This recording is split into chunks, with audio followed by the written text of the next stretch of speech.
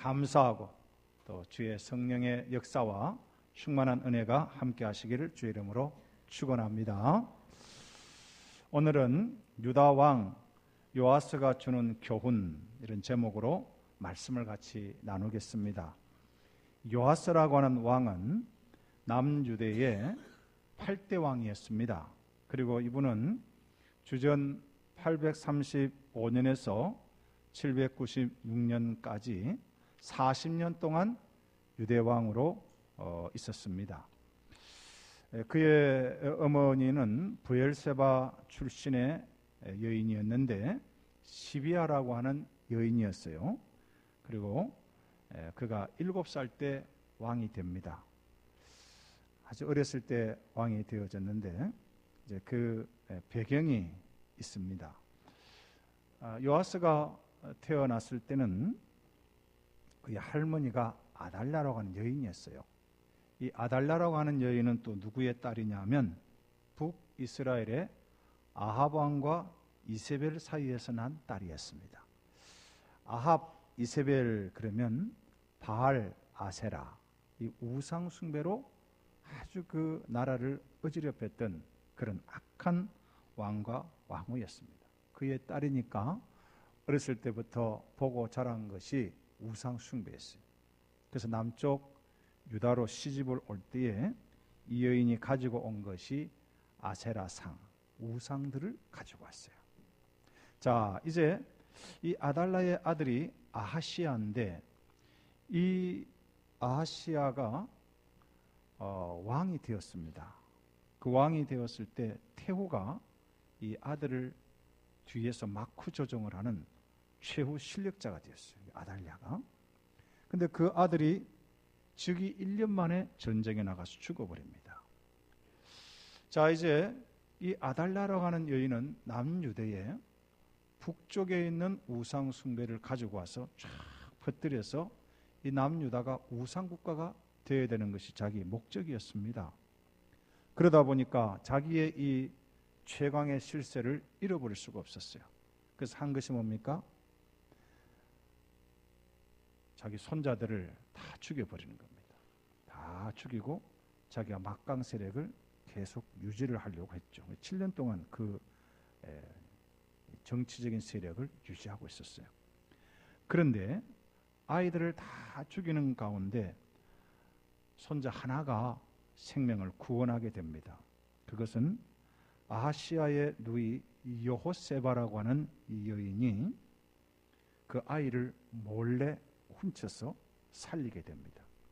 이 여호세바는 제사장의 아내였어요. 그러니까 요아스의 고모고 요아스의 고모부가 제사장 여호야다라고 하는 사람이었습니다. 6년 동안을 성전에 가서 몰래 생존하게 되는 그런 어린 나이에 좀 비참하고 우울하고 어두운 세월을 보내었습니다. 이제 이 요아스가 7살이 되었을 때에 제사장 여호야다는 그 악한 태우 아달랴 편에 서 있지 않는 사람들을 결집을 했습니다. 그래서 지금 이 왕의 아들이 살아있다. 요아스가 살아있다. 이를 왕으로 세우는 것이 마땅하지 않겠느냐. 그래서 사람들이 그의 뜻을 같이 동조를 해 주었습니다. 그래서 나중에는 약한 태우를 성전 밖으로 끄집어내어서 처형시키고 이제 이 요아스는 왕으로 등극을 하게 되어졌습니다. 40년 동안을 나라를 다스렸습니다. 그리고 요아스 왕을 통해서 우리가 교훈을 받아야 될 내용이 성경에 기록되어 있습니다. 첫째는 요아스는 어린 나이에 죽음으로부터 구원을 받았다는 것입니다. 전적인 하나님의 은혜였습니다. 고모를 준비시키시고 또 고모부를 준비시키셔서 그를 보호하고 성전에서 생존할 수 있도록 도와주었던 것입니다. 그리고 그가 7살이 되어졌을 때에 등극하게 되어졌습니다. 전적인 하나님의 은혜였습니다. 그런데 성경에 보면 그의 고모부 제사장 여호야다가 130살에 죽게 되어요. 130절에 죽게 되자 말자 그는 그의 방백들 대신들의 말을 듣고 여호와 하나님의 전을 버립니다. 그리고 아세라 목상과 우상을 섬기게 되어졌습니다. 이것은 요아스가 하나님의 전적인 은혜를 거절한 그런 행위였습니다. 성령으로 시작을 했다가 육체로 마치는 것 같은 그런 삶을 살았습니다. 하나님의 은혜로 구원을 받았지만은 그 하나님의 은혜를 저버린 그런 사람, 이 요아스는 최후가 비참하게 끝이 난 것입니다. 우리는 이 요아스의 신앙을 생각하면서 우리도 전적인 하나님의 은혜로 죄와 사망의 자리에서 구원을 받았다는 것을 늘 기억해야 됩니다. 나 혼자로서는 구원받을 수 없어요. 나 혼자 내 죄 문제를 어떻게 할 수가 없습니다. 사망 권세 아래 있었던 우리들을 하나님의 아들 독생자 예수 그리스도의 은혜로 우리가 구원을 받았다는 이 사실을 항상 기억해야 됩니다. 그 다음에 두 번째, 요아스는 신앙교육을 받으면서 자랐습니다. 그의 고모부 제사장 여호야다의 도움을 받아서 율법 교육도 받았고 하나님을 잘 섬기는 것도 배웠고, 그리고 그는 하나님 앞에 늘 제사를 드렸습니다. 또 나중에는 요아스와 함께 돈을 모아서 성전을 수리하고 또 성전 안에 있는 집기도 만들었습니다.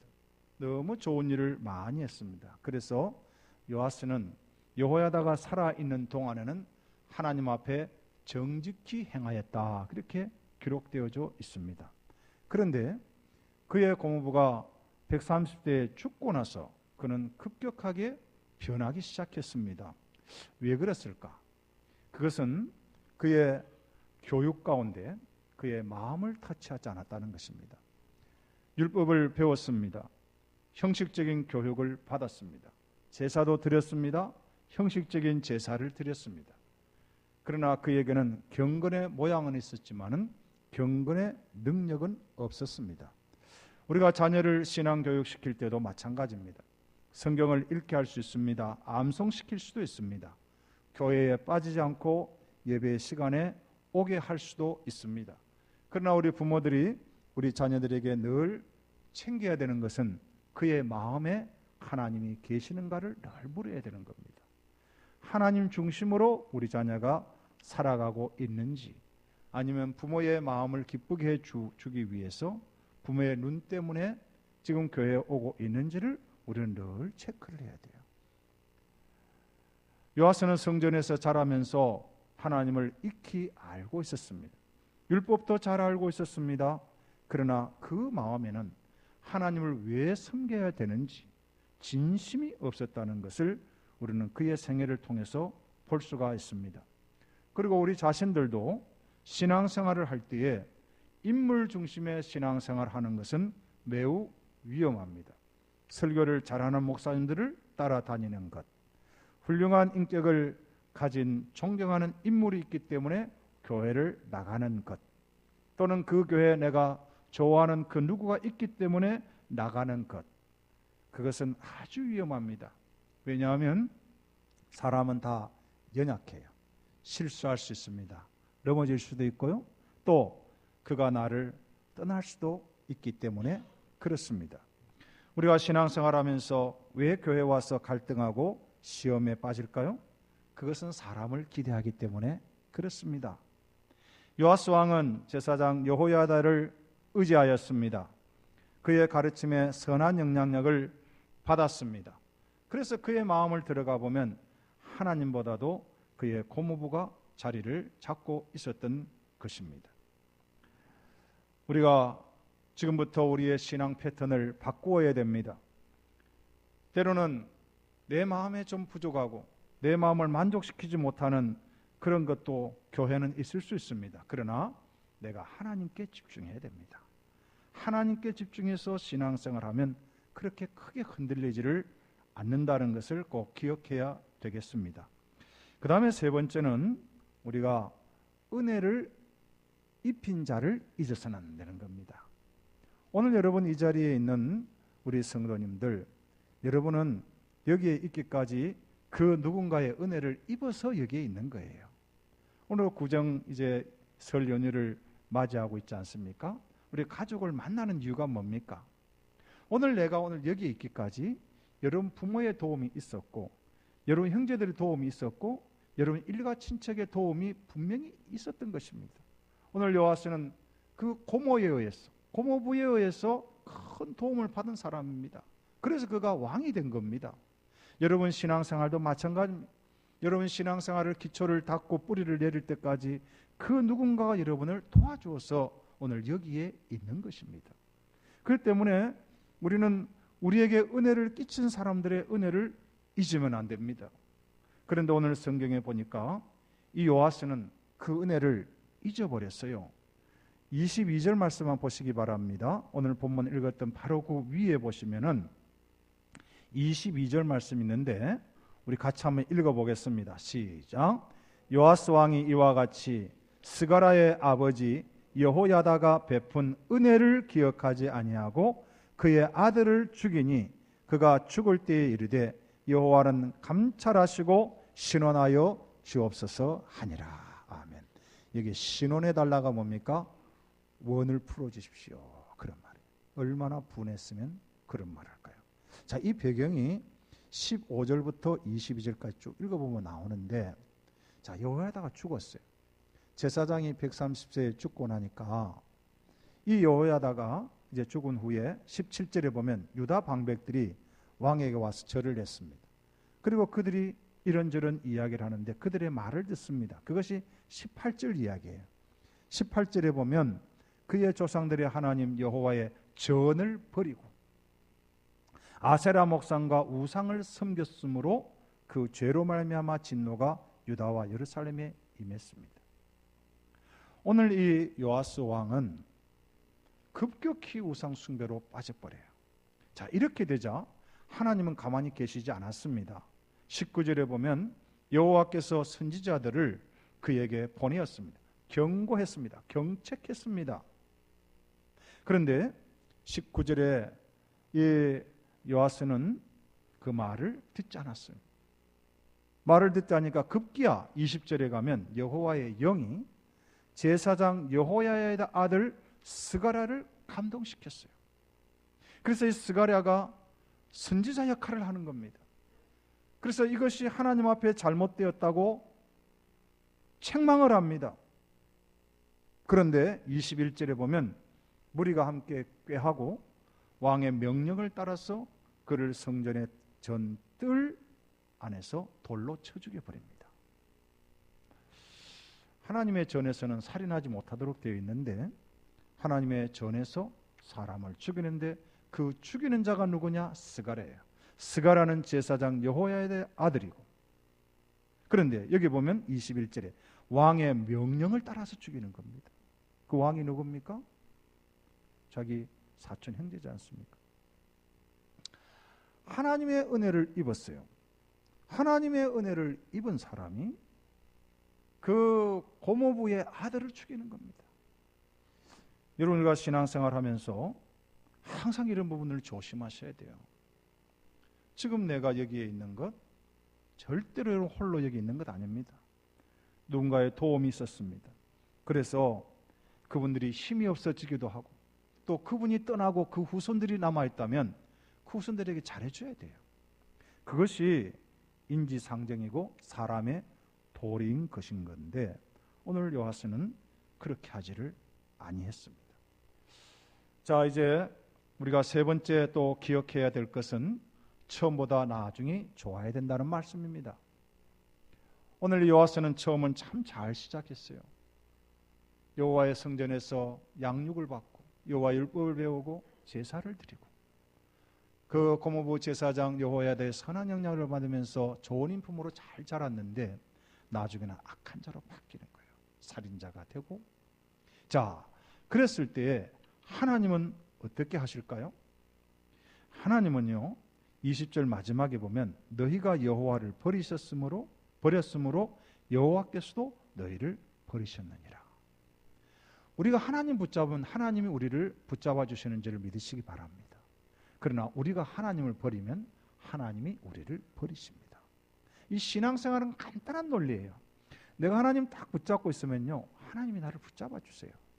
근데 내가 하나님 편에 서지 않으면 하나님이 나를 버려요. 간단한 논리입니다. 자, 그것이 어떻게 나타납니까? 23절 오늘 읽은 말씀에 보면 1주년 말에, 여기 1주년 말이라는 이 시간의 기준을 어디다 정하느냐 하면 스가랴의 죽은 그때를 정하는 것입니다. 스가랴가 죽은 그 1년이 되었을 때 그런 말이에요. 해가 바뀔 즈음에 그런 말입니다. 얼마나 이 스가랴의 죽음이 중대한 사건인지를 지금 여기에 1주년 말에 스가랴가 죽고 1년이 되었을 때 그런 말입니다. 그때 아람 군대가 요아스를 치려고 올라왔습니다. 다시 말하면 스가랴의 말을 들었다면 이 전쟁은 이기는 전쟁이에요. 그런데 스가랴의 말을 듣지 않았기 때문에 유다가 멸망했다는 이야기를 지금 하려고 1주년 말에 그렇게 기록하고 있습니다. 자, 보십시오. 여기 보면 모든 방백들을 다 죽여버렸습니다. 그리고 노력한 물건을 다메섹 왕에게로 가지고 갔습니다. 이 다메섹 왕이라는 것은 다메섹에 있는 왕이라 그런 말이고, 아람의 수도가 다메섹이고 지금은 시리아의 수도 다메스커스입니다. 자, 24절에 보면 아람 군대가 쳐들어올 때 아주 열세로 왔습니다. 이 전쟁은 지는 전쟁이에요. 아람이 지는 전쟁이에요. 적은 무리가 왔습니다. 그리고 남유다의 군대는 큰 군대였습니다. 근데 24절 보십시오. 아람 군대가 적은 무리로 왔으나 여호와께서 심히 큰 군대를 그들의 손에 넘겼다 그랬습니다. 이길 수 있는 전쟁이에요. 그런데 져버렸습니다. 왜요? 요아스가 하나님을 버렸기 때문에, 방백들이 하나님을 버렸기 때문에 하나님은 비록 유대 군대가 막강한 전력을 가지고 있었지만은 아람에게 패배하게 하셨다는 말씀입니다. 우리는 처음보다 나중이 더 좋아져야 됩니다. 그런데 요아스는 반대의 삶을 살았던 것이지요.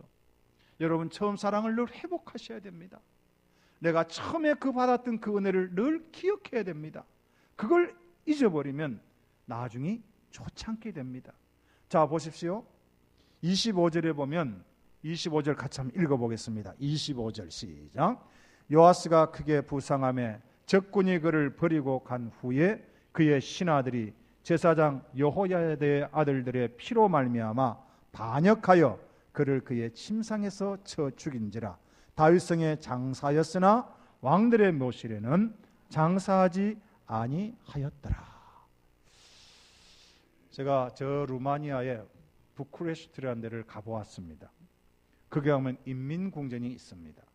그 인민궁전을 만들었던 사람이 차우세스크라고 하는 루마니아의 초대 대통령이고, 그리고 24년간을 다스렸던 그런 독재자였습니다. 그가 죽었어요. 어떻게 죽느냐? 인민들에 잡혀가지고 총살형을 당합니다. 총살형을 당해가지고 국립묘지에 가긴 가요. 가는데 여러분, 국립묘지에 가면 이 열이 잘 맞춰져 있습니다. 잘 맞춰져 있고, 우리나라는 주로 평토장을 합니다마는 이 서구는 유럽 같은 데는 가면 대리석으로 묘를 잘 씁니다. 그리고 훌륭한 업적을 남긴 사람들은 그 사람의 흉상 같은 것을 잘 만들어 가지고 그 묘를 아주 멋있게 만들어 놓습니다. 그런데 이 차우세스크라고 하는 이 사람은 그 국립묘지 가긴 갔지만은 사람들이 다니는 길바닥에 그 열을 맞추지 않고 길바닥에 그냥 묻어놨어요. 묻어놓고 거기다가 흙으로 덮어놓고 아주 비참하고 초라한 모습으로 만들어 놨습니다. 오늘 그것을 지금 이 본문이 연상시키게 하는 겁니다. 요아스는 왕으로서 40년간 나라를 다스렸습니다. 여기 보면 다윗성에 장사하였으나 하는 것은 국립묘지에 묻혔다는 이야기입니다. 그런데 왕들의 묘실에는 장사하지 아니했다 했습니다. 40년간이나 왕으로서 유다를 다스렸던 이 왕이 유대의 왕실에 들어가지 못했다는 거예요. 묘실에, 왕의 묘실에 들어가지 못하는. 유대는 왕의 묘실이 있습니다. 그것은 그 큰 동굴이 있어가지고 거기에 1대 2대 왕들의 그 묘를 이렇게 그 안에 관을 갖다가 석관을 해가지고 넣어놓는 겁니다. 거기에 들어가지 못했다는 이야기입니다. 얼마나 비참한 최후인가 하는 말씀을 여기서 기록하고 있는 것입니다. 사랑하는 성도님들, 우리가 하나님 앞에서 신앙생활 할 때에 나중에 더 좋기를 주의 이름으로 축복합니다. 지금보다 나중에 더 좋아야 돼요. 전반부는 그냥 엎치락뒤치락하고 실수도 하고 실패도 하고 넘어지기도 하고 욕을 먹기도 해요. 그러나 끝에 가서 그분이 진짜였다. 정말로 우리 성도님, 우리 장로님, 집사님, 우리 목사님, 정말로 그분이 진짜였어. 하나님을 정말로 잘 섬기신 분이었어. 이렇게 된다면 얼마나 좋겠습니까? 아무쪼록 우리 모든 성도님들, 우리는 완벽할 수가 없어요. 우리는 늘 실수하고, 오늘 찬양대 찬양한 것처럼 나는 비록 약해요. 그러나 우리 예수님 강하시고 우리 예수님 완벽하신 분이니 우리 예수님만 바라보고 우리가 연약해서 쓰러질 때마다 주님 나를 도와주십시오. 내가 또 실수했습니다. 나를 도와주십시오. 그래서 여러분 마음에 우리 주님 모시고 주님 기뻐하는 일이 무엇인지 늘 바라보면서 주의 도움을 받아서 더욱 형통한 한 해가 되기를 주의 이름으로 축원합니다. 기도하겠습니다. 하나님 아버지 감사합니다.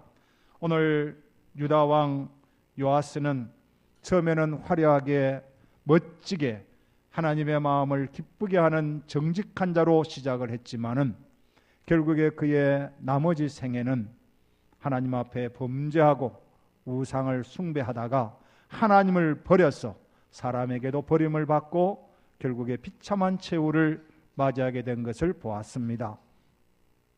우리가 하나님 앞에 받은 은혜를 늘 기억하게 하시고 그 누군가 나에게 베푸신 그 은혜를 또 기억하게 하여 주시고 처음보다 나중에 더 좋아지는 그런 믿음 생활하도록 우리 모두를 축복하여 주시옵소서.